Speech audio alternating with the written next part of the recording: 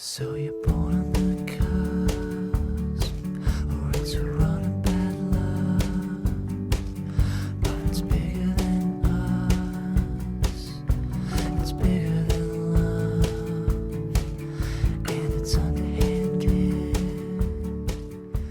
Otra vez a todos en este panel nuevo de biodiversidad. Yo quería decir unas palabras para un poco situar el contexto en el que yo quisiera o propongo que se desarrolle el panel.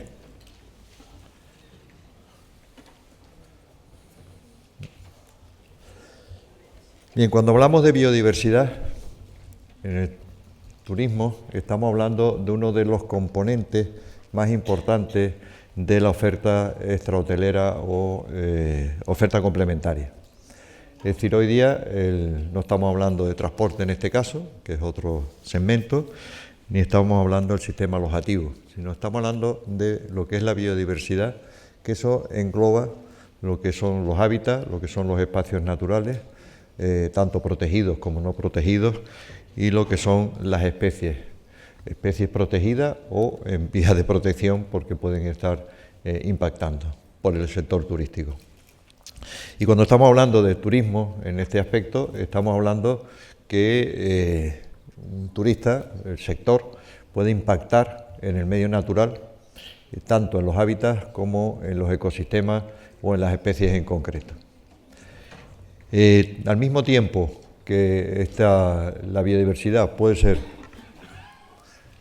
ser un instrumento importantísimo en la oferta complementaria para el desarrollo de productos turísticos dentro del sistema turístico, dentro del sistema de la oferta. También es verdad, y además me gustaría resaltar que hoy día las experiencias turísticas es lo que está cobrando mayor importancia dentro del esquema de la sostenibilidad turística. Estas podrían ser impactantes con el medio o podrían ser sostenibles con el medio. Por tanto, yo creo que este panel yo creo que es muy importante porque los expertos que nos acompañan son expertos en la materia, tanto en conservación in situ como en conservación ex situ, como en los parques, expertos en parques nacionales de África, etcétera. Tenemos también al responsable de toda la red mundial de reservas de biosfera, que esta mañana nos acompañaba, Han Kunli. Y tenemos también a la directora de la UNESCO, Exea Arantxa Hacha. Bien. Entonces, yo ya voy a darle la palabra a Javier Almunia como primero, y así vamos por orden, pasando. Les daría la palabra por unos 5 minutos por ahí para cumplir el horario. Gracias.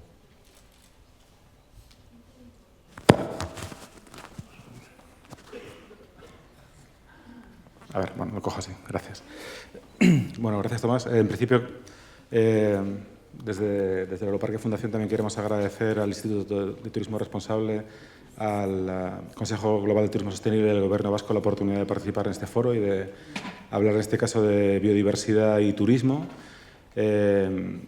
Como bien ha dicho Tomás, represento al Europarque Fundación, una organización vinculada a un zoológico, es decir, vinculada al turismo, y con un impacto y una influencia en la biodiversidad a través de la generación de fondos del turismo y de los visitantes. Tenemos una fundación que dedica cada año alrededor de $1 millón a proyectos de conservación en todo el mundo de especies amenazadas, en función especialmente de su categoría de amenaza en la lista de especies amenazadas de la IUCN. En nuestros 20 años de historia ya hemos invertido más de $16 millones y hemos trabajado prácticamente en más de 100 países de todo el mundo. Sí, gracias.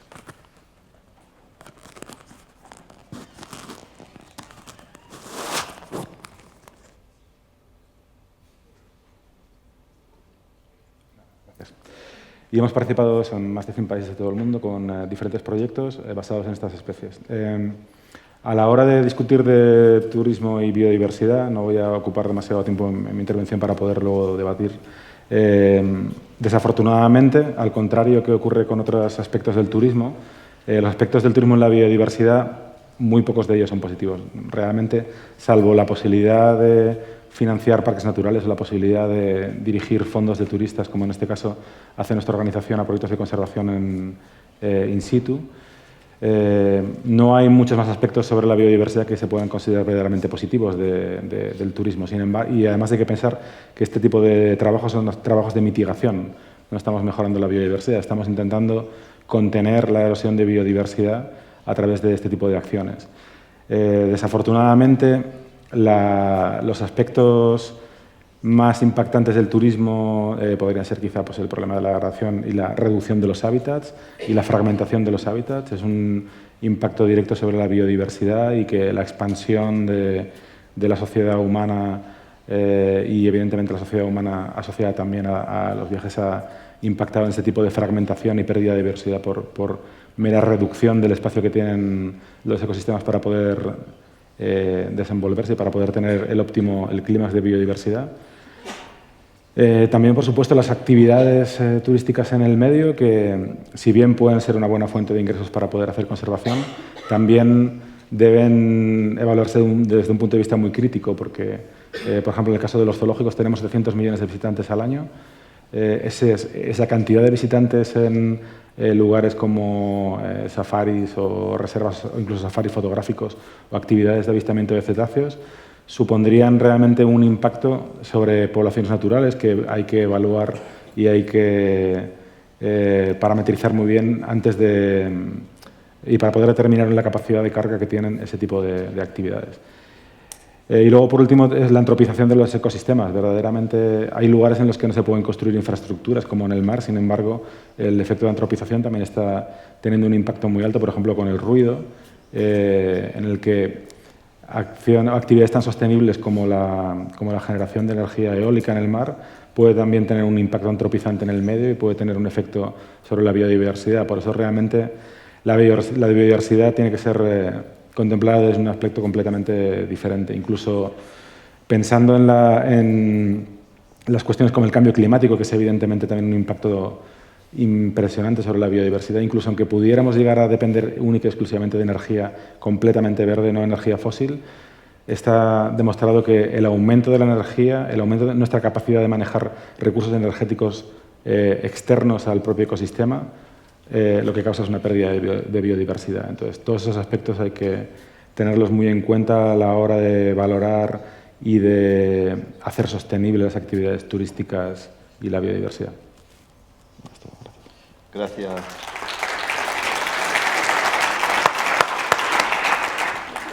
Gracias, Javier. Le voy a ceder, va a intervenir ahora Han Kunli, que es el secretario del programa Hombre Biosfera de la UNESCO. Yo aquí quisiera destacar lo siguiente. Cuando estamos hablando de espacios naturales, estamos hablando de distintas normativas en distintos espacios. Estamos hablando de espacios naturales que pueden tener distintos niveles de protección, ya sean parques nacionales, ya sean reservas, en las distintas figuras.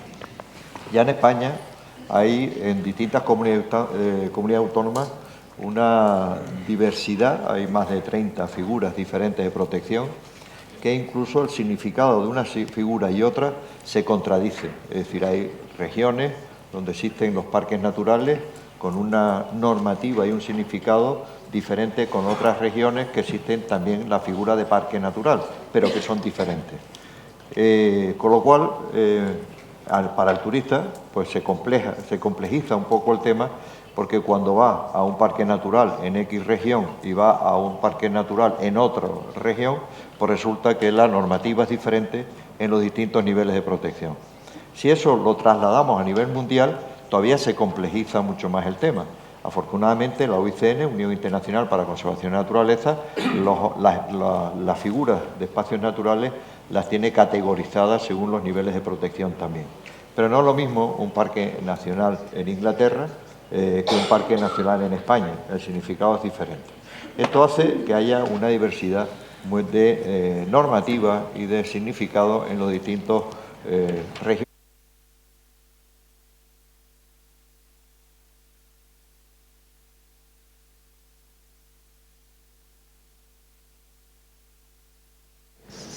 En los criterios. figuras que se han unificado en los criterios. En este caso tenemos la figura de reserva de biosfera, cuyo significado es el mismo en todo el planeta. Tenemos la figura de geoparque nueva, que se acaba de incluir dentro de la UNESCO, como antes comentaba Han Kun-li, que también tiene el mismo significado. Quiere decir que gracias a la UNESCO hay figuras que unifican los criterios. No solamente en el caso de la reserva de biosfera, por un lado, que es un instrumento no estático, sino dinámico, es decir, hay que hacer una actividad dentro de la reserva, sino también en la figura de geoparques, por otro lado, con distintos objetivos de protección, pero que son absolutamente complementarios, tanto los geoparques como la reserva de biosfera. Y después hay otras figuras también que tienen que ver con la naturaleza dentro de la propia UNESCO, que es las figuras de patrimonio de la humanidad, patrimonio natural. Son unas figuras también únicas, iguales en todos los países del planeta, con un significado más proteccionista de garantía estática de ese espacio natural, que son los parques, la figura de patrimonio. Yo, dicho esto, le cedo la palabra a Han Kun-li, por favor, que es el responsable secretario del programa MAP, que es el organismo responsable de la Red Mundial de Reserva de Biosfera y jefe de división responsable de los geoparques también a nivel internacional. Gracias, Han.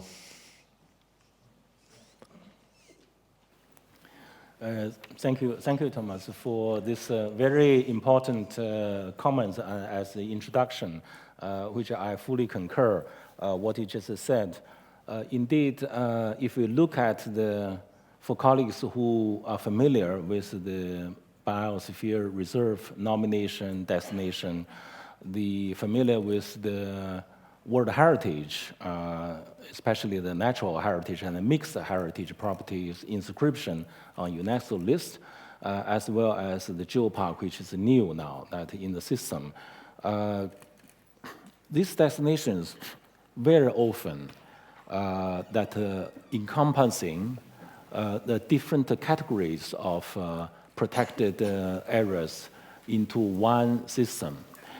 So this is why that in the Biosphere Reserve model, that there is a special zonation scheme, which is called the Core Buffer and Transition Zone. In order to accommodating the national park or natural park or restricted protected natural areas as the core zone, and then the limited uses and scientific education site and the local development traditional uses in the buffer zone, and then the larger cultural ecological landscape in the so-called transition zones. So this is a very important mechanism. I think that's partially explained why these instruments from UNESCO has been welcomed by member states. So I think that I would like to first concur that. Now, in the tourism development in Biosphere Reserve World Heritage, as I said, there has been seen in the last 20 years, there's a rapid growth. The magnitude from in Asian countries, I see the site having generated revenue between several $100,000 to $1 million or €1 million to 10 million euro to several €100 million for a particular conservation area and heritage site and the biosphere reserves. This has become very interesting, and of course, we see the positive aspect, very interesting aspect, in terms of providing the job opportunities, in terms of building up better monitoring instruments of capacities, and including inviting the national and international expertise to help the site to improve management.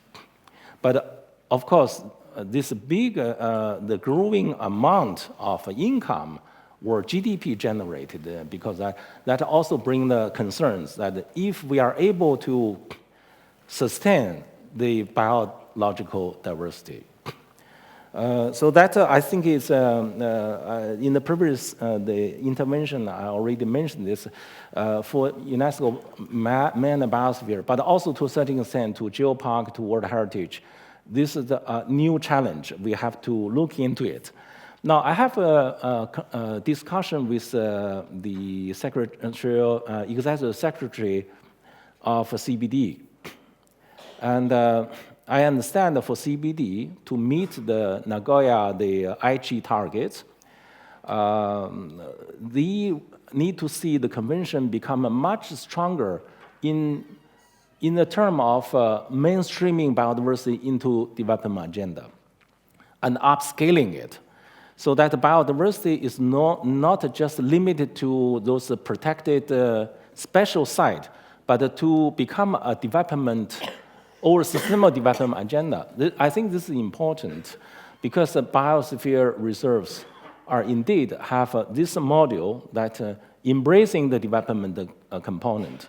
So that I think we are there, but technically that we have to try to work out a specific arrangement depend on different type of ecosystem.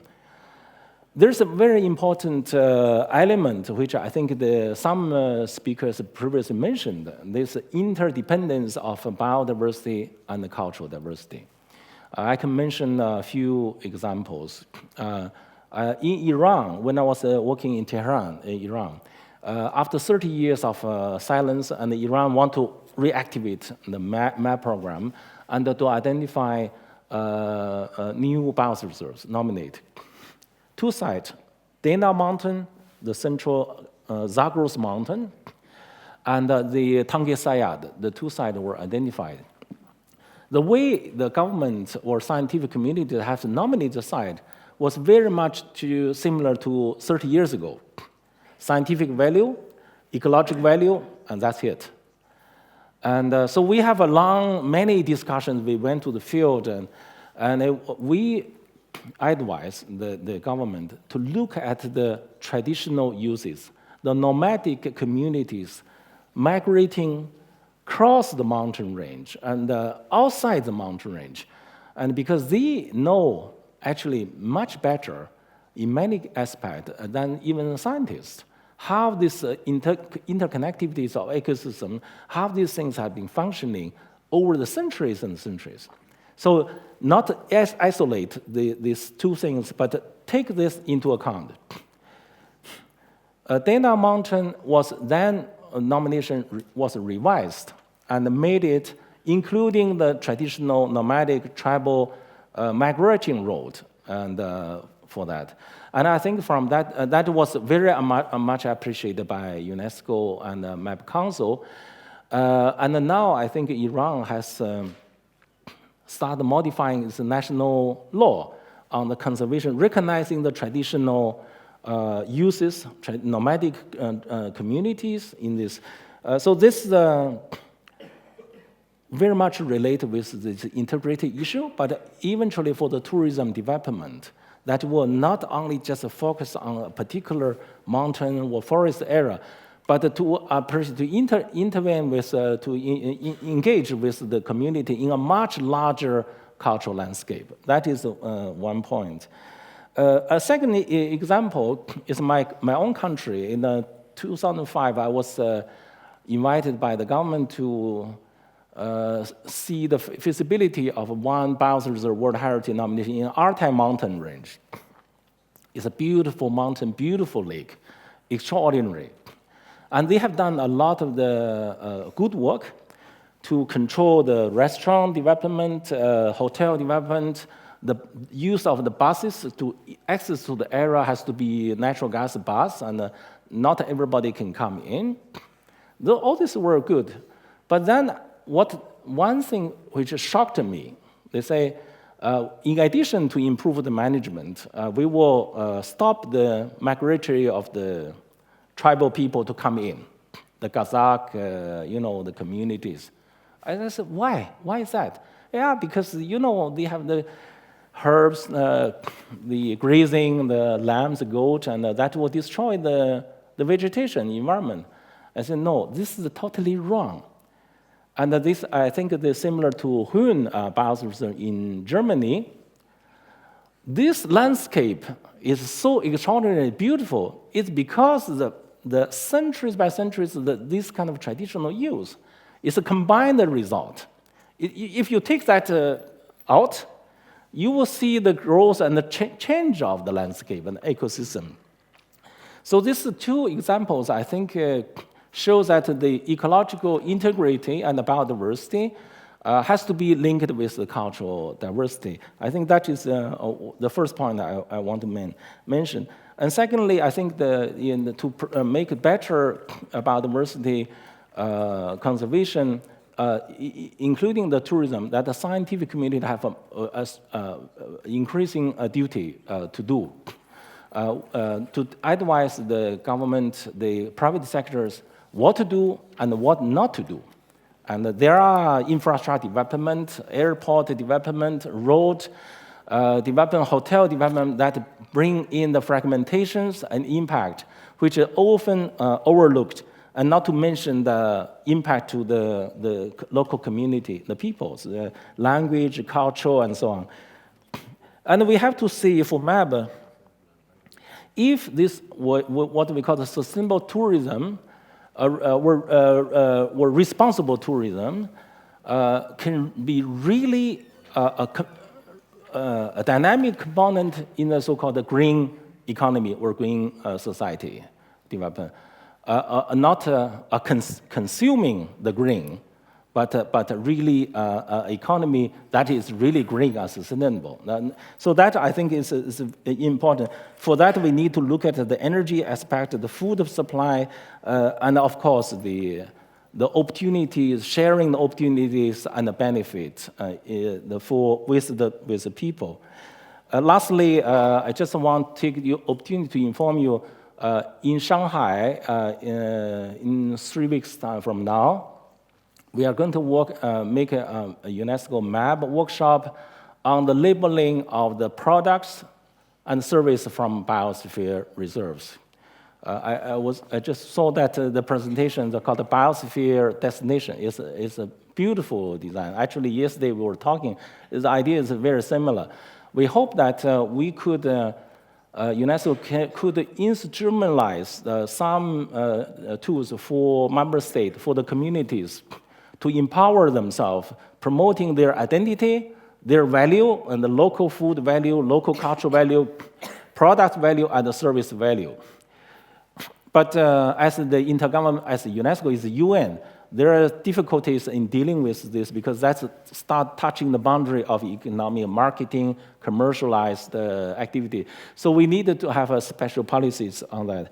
And then, of course, in the Lima Congress next year, we very much hope that we will have experts from here to come to speak about this aspect. Thank you very much. Thank you.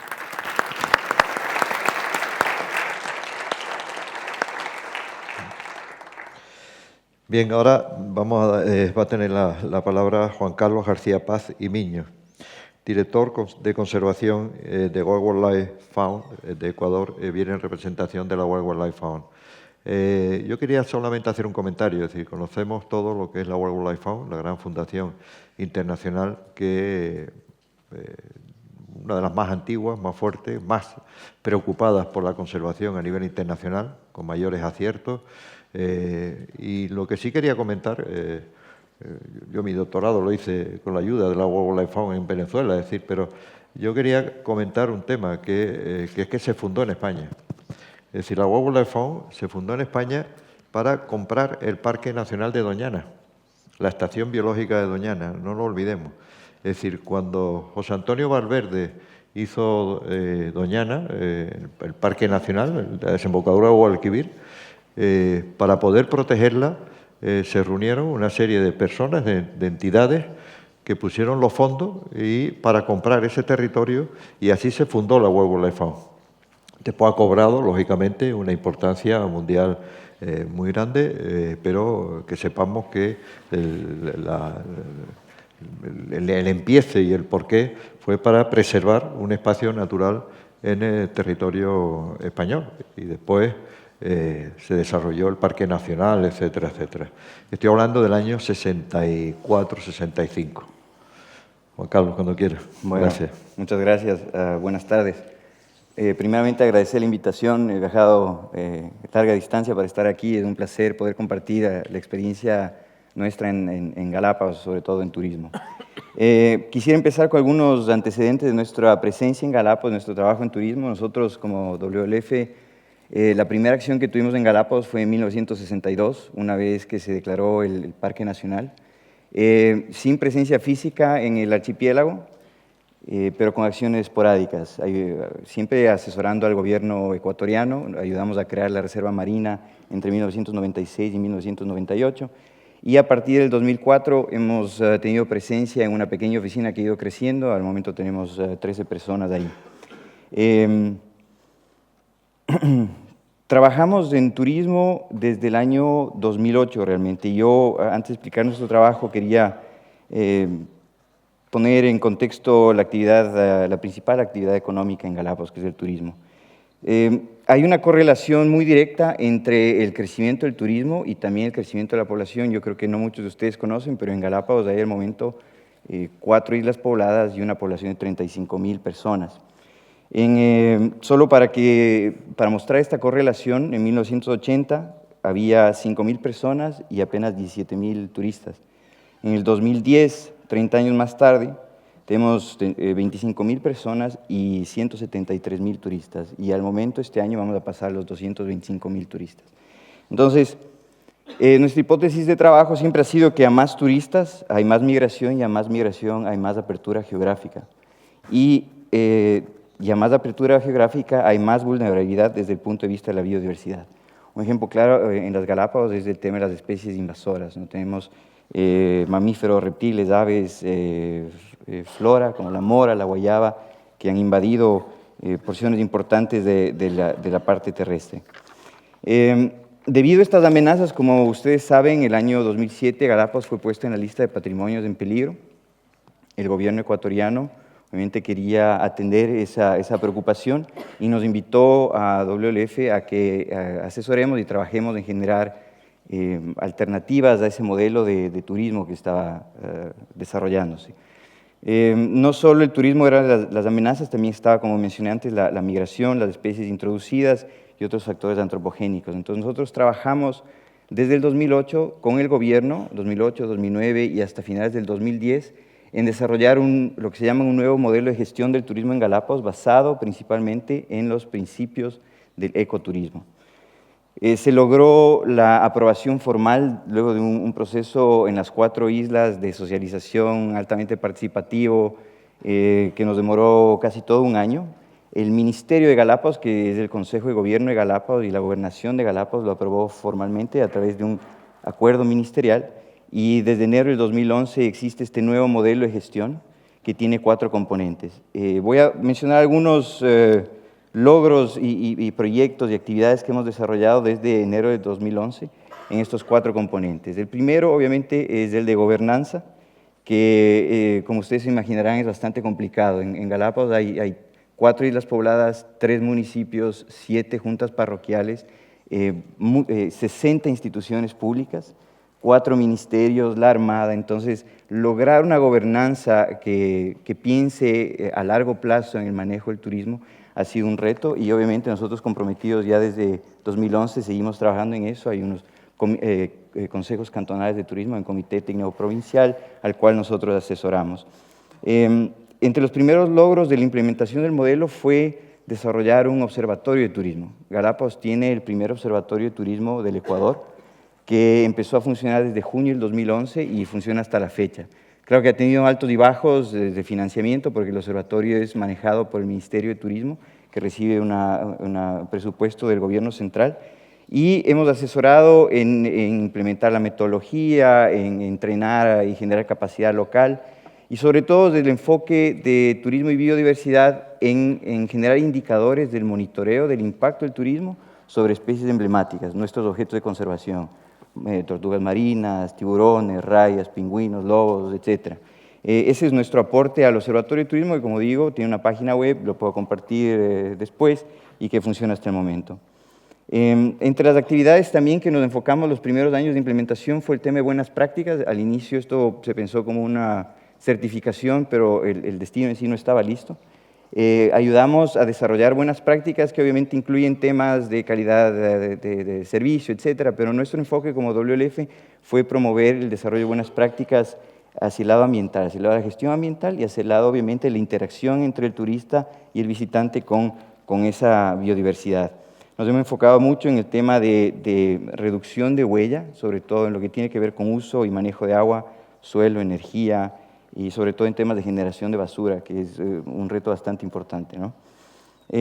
Otro de los aspectos que hemos trabajado es, y es uno de los componentes, de los 4 componentes del modelo de gestión, el tema de promover el ecoturismo, nuevas opciones de ecoturismo y de uso público. Hablamos de uso público no únicamente para el visitante, sino también para la población. Uno de los hechos interesantes, los datos interesantes de Galápagos, que hizo un sondeo del Ministerio de Deporte en el 2011, es que de los 35,000 habitantes de Galápagos, el 80% no sabe nadar, ¿no? Y esos son temas donde tanta regulación, tantas restricciones, lo que dice en Galápagos, hemos crecido con la espalda hacia el mar, ¿no? Siempre viendo hacia la parte alta de las islas. Entonces estamos fomentando, obviamente son procesos largos, tenemos algunos avances en algunas islas, son 4 islas, a veces avanzando más rápido que en otros momentos, pero seguimos comprometidos en ese sentido. Hay 2 temas más que quería mencionar. El uno es sobre temas de planificación. Nosotros asesoramos al Parque Nacional y para que ustedes tengan en contexto, el Parque Nacional, el área protegida es el 97% de la parte terrestre.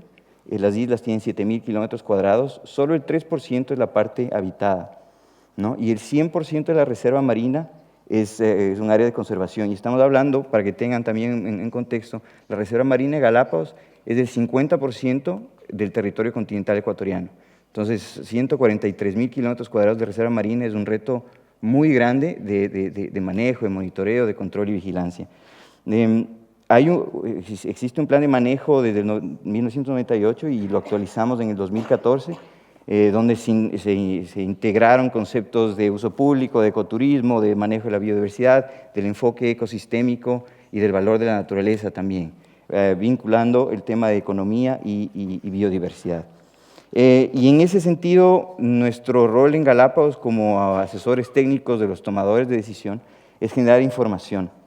Entre los últimos 2 años nos hemos enfocado muchísimo en generar el vínculo entre economía y ambiente. ¿Cuál es el valor de la biodiversidad? ¿No? Ese es un tema que los tomadores de decisiones no lo tenían tan en cuenta, no solo a nivel Galápagos, sino a nivel nacional también. Todo este valor de la biodiversidad en la economía de Galápagos y en la economía ecuatoriana es un enfoque muy importante que está dando algunos resultados interesantes. Hemos hecho conjuntamente con otros socios modelajes y escenarios de desarrollo del turismo en Galápagos para mostrar las potenciales amenazas de tener un crecimiento del turismo agresivo como existe desde el año 2000. Y aparte de eso, obviamente, valorar la reserva marina para el turismo y algunas especies como tiburones, es información que a los tomadores de decisión les ha servido muchísimo. Por último, yo quisiera, este es trabajo que estamos desarrollando desde el 2011 y que es un tema permanente, ¿no? La oficina de WLF en Galápagos es la más grande y es nuestro principal programa. Pero yo quisiera terminar únicamente mencionando algunos retos que enfrentamos y creo que aplican en muchos otros sitios, ¿no? Y sobre todo encontrar este balance entre el turismo y la biodiversidad. Creo yo importante que ustedes sepan que la economía de Galápagos, y esto es basado en datos del gobierno ecuatoriano, entre el 2006 y el 2011, la economía de Galápagos creció en un promedio del 19.8 anual. No hablamos de cifras que si uno pensara en un contexto más amplio son cifras que asustarían. Y esto en el contexto de Galápagos es impresionante que una población de 35,000 habitantes maneje una economía local que se mueve en Galápagos, en las 4 islas pobladas, 343 millones de dólares al año en el año 2011. Y estamos hablando que ahora ya son 4 años más tarde y ha habido un crecimiento importante. Por otro lado, si bien el modelo el sistema de manejo de visitantes en Galápagos estuvo diseñado para turismo en barco, turistas que se quedaban en los barcos navegando alrededor del archipiélago, a partir del 2009 el número de turistas en tierra llegó al mismo nivel y al momento es 60% de los turistas se quedan en tierra versus el 40%. Y en ese tema hay un reto de generar un sistema integral de manejo. Tenemos 140.000 turistas que se están quedando en los centros poblados y todos quieren ir al área protegida. El 85% de los turistas que sondeamos quieren estar en contacto con la naturaleza, quieren ver tiburones, quieren hacer snorkel, quieren entrar al área protegida, pero no hay un sistema de manejo adecuado. Sin entrar obviamente en el debate de cuál es la capacidad de carga o el límite aceptable de visitantes o la capacidad de manejo, sigue siendo uno de los retos más importantes dentro de la planificación territorial, que por suerte, después de tanto trabajar y después de tanto darle estos temas, nuestros socios, tanto del gobierno como nuestros socios de conservación y la población, ya tienen muy claro esto, pero claro, el reto sigue siendo cómo mi economía, si crece casi el 20%, ¿quién está dispuesto a hacer el sacrificio y decir, bueno, tal vez no es lo más conveniente crecer tan rápido porque vamos a afectar la misma biodiversidad, que es el atractivo principal en Galápagos, ¿no? Entonces, eso es muy brevemente el trabajo que hacemos, con gusto puedo compartir. Gracias.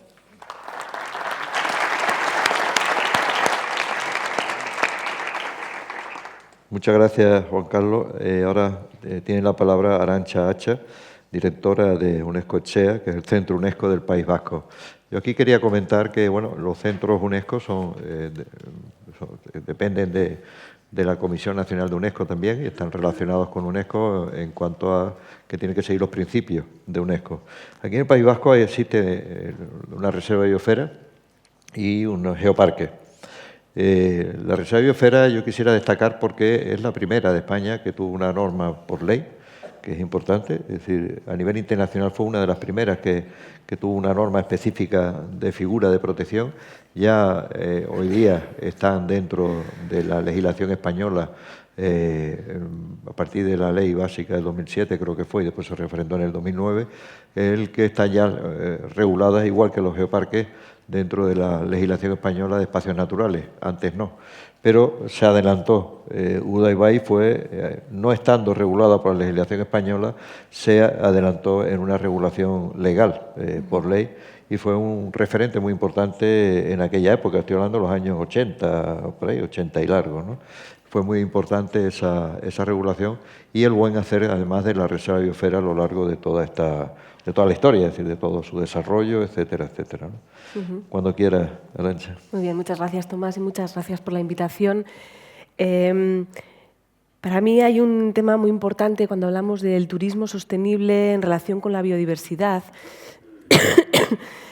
porque el turismo sostenible puede tener un impacto directo, tanto en positivo como en negativo, sobre la biodiversidad, pero sobre todo con aquellos agentes que están más cercanos a la biodiversidad. Y estoy hablando de las comunidades locales.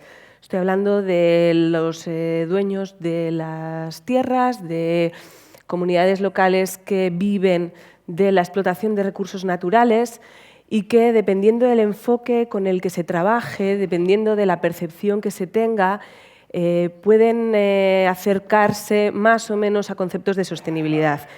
Quiero decir, el turismo sostenible puede contribuir a erradicar o a atajar las causas, algunas de las causas principales de pérdida de biodiversidad, como es la pobreza en algunos contextos, el uso excesivo o insostenible de recursos naturales y una falta de concienciación o de entendimiento sobre la conservación del medio ambiente y los equilibrios necesarios en la conservación del medio ambiente. Es por ello que bueno, es importante encontrar un equilibrio, el turismo en exceso, un turismo mal gestionado o mal enfocado puede tener un efecto muy detrimental con respecto a la biodiversidad, pero un turismo equilibrado, responsable, sostenible, puede tener un impacto positivo con la gestión de la biodiversidad. Primero, dando alternativas económicas a los procesos extractivos de recursos naturales. En algunos contextos puede ser la tala de árboles, puede ser el tráfico de especies protegidas, puede ser la transformación de hábitats naturales en zonas de cultivo, de plantación. evidentemente el turismo sostenible no va a poder proporcionar no va a poder competir económicamente a corto plazo con los beneficios económicos que generan algunas actividades extractivas, pero sí puede tener una visión más a medio y largo plazo de los beneficios que genera tanto el propio turismo sostenible como la conservación de los ecosistemas y los servicios que esos ecosistemas proporcionan. Para mí es muy importante el concepto de gobernanza a la hora de hablar del turismo sostenible. Es muy importante el sentimiento de participación y de pertenencia de los agentes locales en la gestión del turismo, porque tiene, en primer lugar, la capacidad de, evidentemente, generar un beneficio, una forma de vida a aquellos que la practican, pero también por la labor pedagógica que tiene. Yo, con mi experiencia, no solo aquí, sino trabajando en el sector del turismo sostenible en el sudeste asiático, yo he sido testigo de comunidades locales que se habían dedicado a la tala de especies protegidas de madera, en el que un pequeño y modesto proyecto de ecoturismo, en aquel caso, fue cambiando la mentalidad y la filosofía de estas comunidades y su percepción sobre cuáles son los beneficios que reciben del ecosistema natural. Ellos mismos pasaron de ser taladores ilegales a ser no solo gestores de turismo, sino líderes en la conservación de los espacios naturales en los que vivían. Es un ejemplo para mí muy paradigmático porque evidentemente nace de la necesidad directa de esas comunidades en las que, pues, recibiendo apoyo técnico y en algunos casos económico para poner en marcha sus propios proyectos, han percibido esta evolución y han sido ellos los líderes, los champions del nuevo cambio de paradigma. Este tipo de proyectos también puede contribuir a financiar proyectos de conservación propiamente dichos, ¿no? Los beneficios generados a través de un turismo sostenible pueden revertir en proyectos de conservación de especies emblemáticas o de espacios emblemáticos, la restauración contar con la participación de los turistas en la restauración de ecosistemas degradados. Son pequeños proyectos que van sumando y que revierten un proceso de pérdida de biodiversidad seria en un lugar.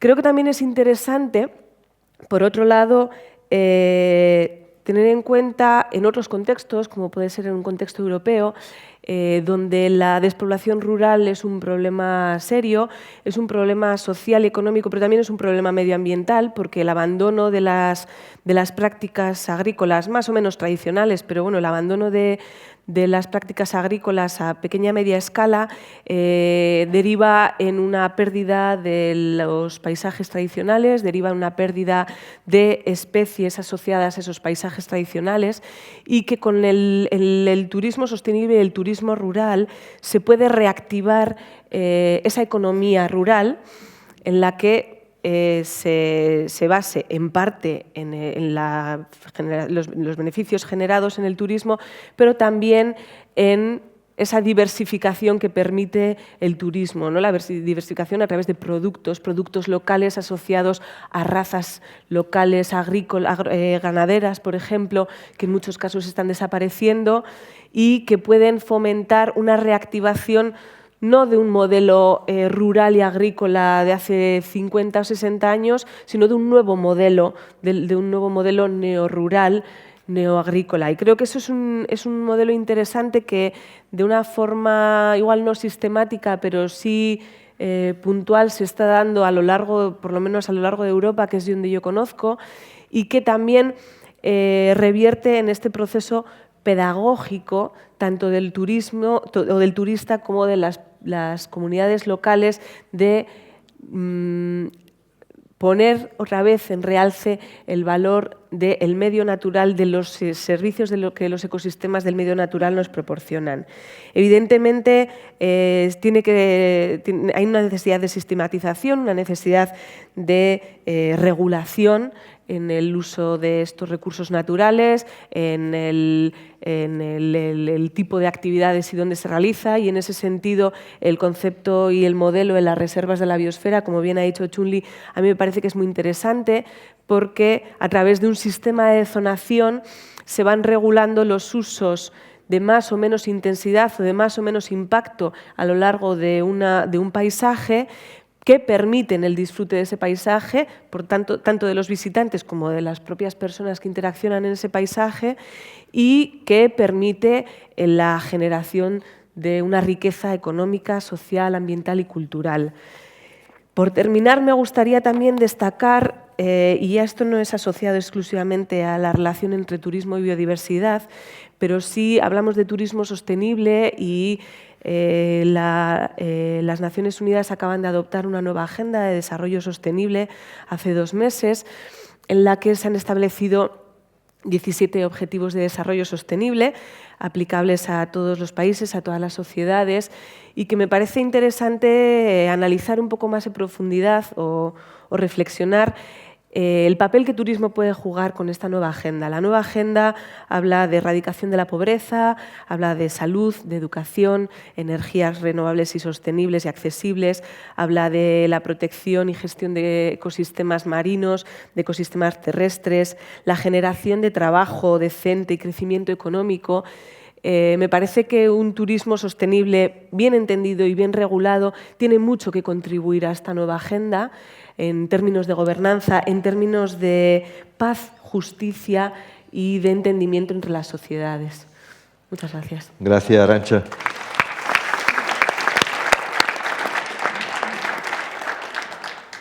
Sí, comentarte que el borrador que hay de la carta está hecho en base a la agenda. Es decir, comentaba yo esta mañana eso, que ahí me parece la agenda muy importante porque es un paso muy equilibrado e integrado de lo que debe ser el desarrollo sostenible, y es un gran paso, mayor que incluso que los anteriores. Que todo el borrador se ha estructurado en base a la agenda, como la parte turística pasa en la agenda. Bien, ahora tenemos una de las partes de la realidad de la vida en el sector turístico, y Luis Arranz, que es experto en parques nacionales en África, y nos va a contar la verdad, la realidad de muchos parques nacionales en África, con una transparencia que también nos va a poner. Yo me acuerdo cuando estaba presidiendo el MAP a nivel internacional, como muchas veces había países que cuando se iban a declarar reserva de biosfera, incluso esa zona era invadida por los militares para que no fuera declarada. No voy a decir cuáles, pero podría decir con nombre. Tuvimos varias situaciones un poco, entre comillas, dramáticas en algunos países por eso, porque por un lado se solicitaba la declaración de reserva de biosfera, pero por otro lado algunos militares entraban en la reserva porque decían que había una pérdida de la soberanía del país en ese territorio. Y quiero decir que aquí, cuando se habla de parques nacionales y cuando se habla de reservas y tal, hay situaciones conflictivas que es uno de los retos ahora de cara al futuro en el sector turístico también, ¿no? Luis, cuando quieras. Buenos días, muchas gracias. Voy a poner algunas fotos.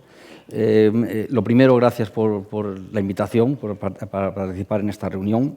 Y me han dicho que hable un poco de mi experiencia. Mi experiencia, yo creo, por lo que voy, que es un poco diferente a la mayoría de lo que tenemos aquí. No tiene nada que ver con Cataluña, el turismo en Cataluña o en La Laguna, pero es un turismo y sobre todo de biodiversidad. Yo mi experiencia la baso yo he trabajado en 4 parques, bueno, en varios, pero en 4 parques sobre todo, en el Parque Nacional de Montalén, en Guinea Ecuatorial, en el Parque Nacional de Kisama, en Angola, en el Parque Nacional de Sakuma, en la República de Chad, y en el Parque Nacional de Garamba, en la República Democrática del Congo, frontera con lo que es ahora Sur-Sudán. Entonces, voy a poner un par de fotos. Esto es Garamba, esto es Sakuma, quiero decir, son parques todavía muy ricos, son parques que hay muchísimos elefantes, aunque nadie se lo cree. Esto es una foto que salió en el National Geographic en el año 2007 con casi 800 elefantes en una sola manada. Y voy a poner una serie, y nosotros ha habido turistas. Antes hemos hablado de alguien ha hablado de la cara amable de un país, que es el turismo, entonces voy a poner alguna foto de estos en Sakuma, los restaurantes donde llegábamos, los turistas que iban a ver elefantes, los turistas que pasaban a caballo y los turistas que se integraban en la población, no solamente iban a ver animales, sino que los llevábamos a los poblados, vivían con los poblados, comían, dormían, bailaban, reían con ellos, para que se dieran cuenta de que no eran solo animales, se vendía la miel, etc. Este fue el National Geographic. Esto es en Garamba, lo mismo. Hicimos un lodge, iban los turistas, iban a ver animales, se paseaban, dormían, etcétera, etcétera, etcétera. Garamba, además, fue uno el primer parque nacional de África que se domesticaron elefantes, fue el rey Leopoldo II de Bélgica, que lo quiso al principio se utilizaron para trabajar y luego se utilizaron para turismo. Esto no sé si es muy bueno o muy malo por el trauma que causan los elefantes, pero es la realidad. El último elefante domesticado murió en el año 2010, en mayo de 2010, o sea que ya no quedan. Entonces, esta es la cara amable. Ahora vamos a pasar a la realidad del parque. La realidad del parque consiste en que para que esto exista, tiene que haber en Garamba, por ejemplo, 340 guardas armados. Estos 340 guardas armados van en patrullas de 15 o 20 cada día, porque no pueden ir menos, porque si van menos se arriesgan a perder la vida, como de hecho la pierden. Entonces, estas son las patrullas de guardas, estos son el material que tenemos que usar en Garamba para defendernos, no solo Kalashnikov ni ametralladoras, sino el cohete. Esto es un encuentro con los furtivos que tuvimos en el año 2008, vemos los impactos de las balas. Esto es la Guardia Presidencial que nos mandó el presidente de Congo para protegernos y que se pusieron a matar elefantes ellos mismos. Tuvimos un enfrentamiento con ellos, matamos varios militares. No voy a enseñar las fotos porque son muy desagradables, lo cual nos trajo problemas. Esto fue uno de los botines que recuperamos de un grupo de militares que estaban matando hipopótamos en el parque. Vemos cómo iban armados, etcétera, etcétera. Y estos son una de las matanzas de elefantes. Esto fue en el año pasado, esta es otra, esta es otra. Esto es porque estamos hablando, yo quiero hacer hincapié en una cosa. Ahora mismo tenemos una cuadrilla de descerebrados, que son el ejército islámico, que cada vez que llega a un sitio como Palmira y destroza un templo, la UNESCO pone el grito en el cielo, con toda razón, y dice que no puede ser. Cuando los talibanes destruyen los budas en Afganistán, lo mismo. No me quiero imaginar el día que esta gente llegue a Petra o que ponga una bomba en el Louvre y se cargue la Gioconda, será un desastre. El Parque Nacional de Garamba fue declarado Patrimonio de la Humanidad por la UNESCO en el año 85. Desde entonces no hacemos más que perder ese patrimonio y nadie dice nada. O sea, parece que nos hemos acostumbrado a que, bueno, sí, las meninas es importante, Petra es importante, pero bueno, los elefantes, pues hay. Sigue habiendo. En África hablamos de que había 1,5 millones o 2 de elefantes en los años 60, ahora hablan de que hay 300.000, estamos perdiendo 30.000 al año, pues echamos cuentas y sabemos lo que nos queda. Los rinocerontes blancos en Garamba era el principal sitio donde había 1.200 en el año 60, ahora no queda ninguno. El 90% de la población de rinocerontes blancos se encuentra en el parque de Kruger, en Sudáfrica, que en teoría es de los parques mejor protegidos. Ahora se calcula que se están matando entre 2 y 3 diarios, o sea, 1.000 al año. Si hay 9.000, echamos cuenta si nos queda. Entonces, estamos realmente perdiendo mucha cosa. Entonces, bueno, esto sigue siendo Garamba. Las Naciones Unidas vienen allí a preguntarnos qué pasa, porque nunca viene realmente, nadie puede ir a Garamba, es un sitio prohibido para las Naciones Unidas, para la UNESCO, para el UICN, para el PNUMA, nadie puede ir porque es muy peligroso, entonces nos dejan allí. Estos son un par de guardas que perdieron la vida en la defensa de la naturaleza. Yo en los últimos 12 años, con los 8 de este mes, hemos perdido 42 guardas a tiros a manos de los furtivos, y es una realidad que es. Y esto no estoy hablando de Garamba, no estoy hablando de Sakuma, esto está pasando en casi toda África. En Garamba, en Congo, todos conocemos Congo, es peor, pero está pasando en Kenia, está pasando en Tanzania, está pasando, o sea, para defender, la gente está dejando la vida para defender los parques. Esto es otra de las fotos que quiero mostrar. En Garamba hay un grupo armado que se llama Lord Resistance Army, la Armada de Resistencia del Señor. El jefe es Joseph Kony, no sé si les suena, es el criminal número 1 buscado por el Tribunal de la Haya. Se calcula que en los 23 años que lleva ha secuestrado 60.000 niños, no 300 niñas como secuestró Boko Haram hace un año que fue, sino 60.000 niños. De esos 60.000 niños, pues esto es un encuentro que tuvimos con ellos, ahí vemos perfectamente la gente armada y los niños que están transportando, estos venían de una aldea de secuestrar, habían secuestrado 12 niños. Nosotros los guardas, entonces cada vez que vemos un grupo así, nos ligamos a tiros con ellos, a tiros hacia arriba, de tal forma que la gente corra, los niños se suelen esconder y a pesar de esto, nosotros seguimos trabajando allí y el parque sigue existiendo. Estas fotos que he puesto de elefantes son del año pasado, no estoy hablando de los años 60, y sigue existiendo. Esto es gracias a que siempre ha habido gente dispuesta a estar allí y esto es gracias a que siempre ha habido gente dispuesta a financiar. Pero hasta ahí es toda la ayuda que recibimos y aquí a lo mejor sí me quiero quejar, yo espero que nadie se sienta ofendido, pero yo creo que hablamos del dinero que se da a la conservación en África y en realidad es mucho, pero de lo que se da a lo que llega al terreno hay una diferencia enorme. Nosotros conseguimos dinero de España, la Unión Europea es nuestro principal donante, pero España nos ha dado bastante a través de la ECIA, a través de parques nacionales, a través del Ministerio, del Banco Mundial, todo. Entonces, por lo que sea, ese dinero no nos va a nosotros. Viene a través de la UNESCO, viene a través de UCN, viene a través de PENUMA. Primero, se queda un 15, un 14, un 12% por gastos administrativos. Me parece muy bien, yo no entiendo. Supongo que tendrá que ser así. Luego nos dicen, no, hay que firmar 18 contratos distintos y cada vez hay que firmar. No, esto que he dicho que ibais a hacer, por supuesto, no se puede hacer. Vamos a hacer otra cosa porque nosotros esto no podemos financiarlo. Nos hacen cambiar. Luego, no, tenéis que adelantar el dinero porque, claro, esto va a tardar. Y a lo mejor 5 o 6 o 7 años, con suerte, después nos llega. Hay veces que no nos llega. Ahora mismo tenemos un problema de 180.000 o no me acuerdo, del PENUMA, que lo han cogido y nos acaban de informar que lo sienten, pero que han perdido el dinero, no saben dónde está. Entonces, y no pasa nada, y todo sigue así, y todo sigue así. Entonces, yo creo que hay un momento en que la conservación, la biología ha ido cambiando de etapas. Al principio, las expediciones científicas consistían en ir a Galápagos o donde sea, matar, recolectar plantas, matar animales, traerlos aquí para estudiarlo. Eso me parece muy bien, pasó. Luego llegó la época de declarar parques nacionales. Eran época de colonias y no se tenía en cuenta nada. Si había un parque de Sakuma, había 3 poblados dentro, bueno, como somos colonos, vosotros os vais fuera y creamos el parque. Eso era insostenible y pasó. Luego llegó la época de las grandes reuniones, las grandes frases y las grandes declaraciones. Vamos a hacer la UICN, vamos a hacer el PENUMA, vamos a hacer la UNESCO, vamos a hacer una declaración de los derechos de los animales, vamos a hacer la figura de los parques nacionales, de los parques naturales, y en eso estamos. Pero yo creo que esa época tiene que pasar, tenemos que dejarla detrás, por lo menos en África. Yo no estoy hablando, por supuesto, de España, no estoy hablando de Cataluña, estoy hablando de África. En África ya sabemos suficiente para salvarlo. Tenemos que parar, o sea, no sirve de nada hacer reuniones. Voy a poner un ejemplo solo. En Garamba, en el año 2005, se hace un recuento y quedan 7 rinocerontes blancos del norte. Entonces, por supuesto, todo el mundo se moviliza y se hace una gran reunión en Kinshasa y todo el mundo viene, se habla de rinoceronte, los expertos hablamos que hay que hacer, no sé qué. Entonces, el Banco Mundial promete que va a pagar 2 millones de euros para salvar el rinoceronte blanco, la Unión Europea, tal. Pasan los años, se hace un proyecto, se hace un proyecto, se hace un proyecto.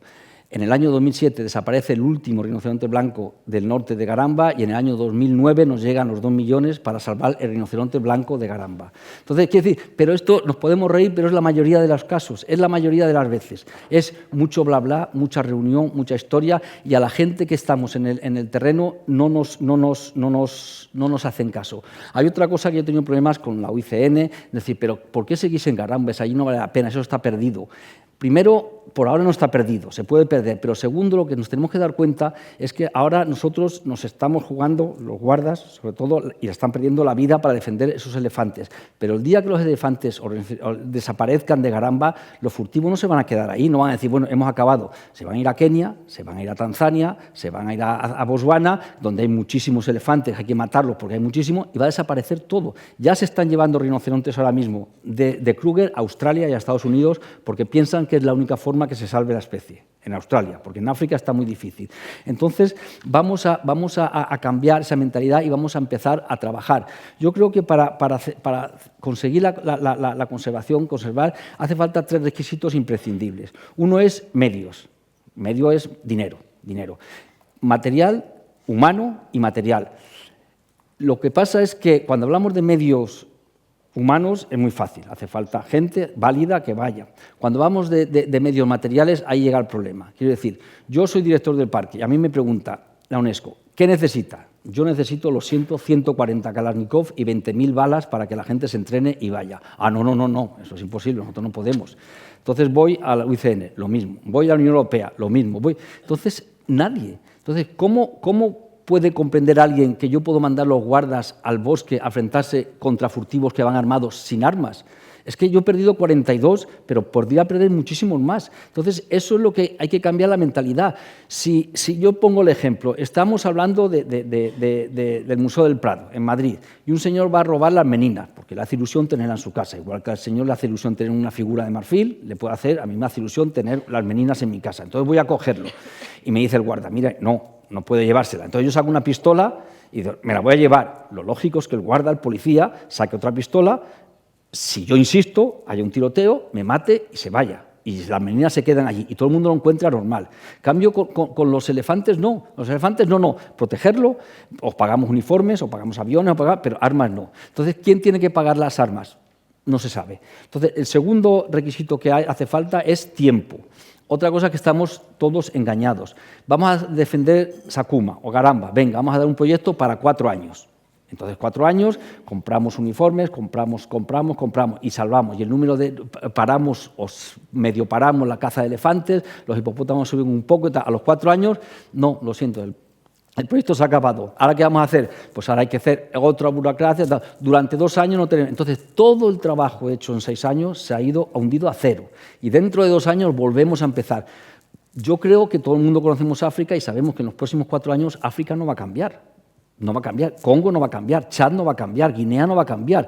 Entonces, si queremos proteger esos parques, vamos a hacer un proyecto a largo plazo, vamos a hacer 30, 40 años, si queremos, y si no queremos, lo dejamos. Decimos, no queremos los elefantes en el mundo, ¿vale? Pues se acabó.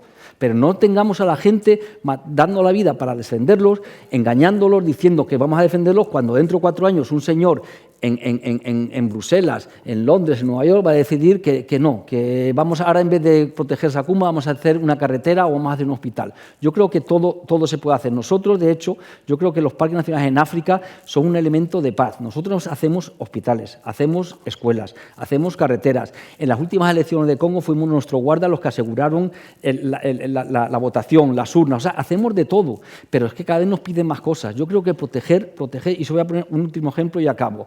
Hace unos años en Guinea Ecuatorial hubo un proyecto y fue la cooperación española dio dinero y fuimos a hacer una evaluación. Nos dijeron, habéis salvado los gorilas, habéis hecho esto, todo muy bien. Problemas, o parte mala, no habéis cambiado la situación de la mujer en Guinea Ecuatorial. Es que yo, como director de un parque, con 100 y pico mil euros al año de presupuesto, ¿puedo cambiar la situación de la mujer en Guinea Ecuatorial? Yo tengo que defender lo que puedo defender. Entonces, eso es lo que hay que hacer. Y luego, lo último que es la voluntad política. Y aquí es donde necesitamos mucho más ayuda. Quiero decir, se hace un convenio, lo que hablamos, entre el Gobierno de España o la Unión Europea, el Gobierno y Congo. Entonces, nosotros vamos a poner 2 millones de euros cada mes. Vosotros tenéis que poner las armas y vosotros tenéis que poner un juez que cada vez que cogemos a un furtivo está penalizado. Entonces, la Unión Europea pone el dinero, pero las armas y el juez nunca aparecen. Entonces, en vez de seguir invitando a todos estos autoridades a un congreso de parques mundiales en Sydney, que van 80 personas con una dieta de 200 euros, en vez de seguir invitando a la reunión de la UNESCO a París, se dice, no señor, o cumplimos todos o se rompe la baraja, si no queréis, se acabó. Entonces, vosotros no ponéis las armas, nosotros no ponemos nada y se acabó.